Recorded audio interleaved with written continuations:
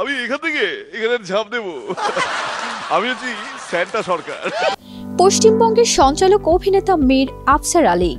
তাকে মূলত কলকাতার মানুষ সকাল মীর নামেই চেনেন। সকালবেলার রেডিও মির্চিতে তার কণ্ঠ শুনে অনেকেই শুরু করতেন দিন। জনপ্রিয় কমেডি শো মিরাক্কেল দিয়ে অন্য উচ্চতায় পৌঁছেছেন তিনি। তারকাখ্যাতি থাকলেও নিজের পারিবারিক জীবনকে মীর কখনোই সেভাবে সামনে নিয়ে আসেননি। তবে এবার বিবাহ বার্ষিকী কেন্দ্র করে স্ত্রী কন্যাকে পরিচয় করিয়ে দিলেন সবার সামনে। 1997 সালে 16 মে বিয়ে করেন মীর। দেখতে দেখতে পেরিয়ে এসেছেন 27 বছর। মীর পত্নী পেশায় ডাক্তার। স্ত্রীর নাম সোমা ভট্টাচার্য। বিবাহ বার্ষিকীতে স্ত্রীকে সামাজিক যোগাযোগ মাধ্যমে শুভেচ্ছা জানিয়েছেন মিরাক্কেল খ্যাত মীর। সোশ্যালে ছবি আপলোড করে স্বভাবসুলভ মিরাক্কেল ভঙ্গিমায় একটি লাইন জুড়ে দিয়েছেন ক্যাপশনে।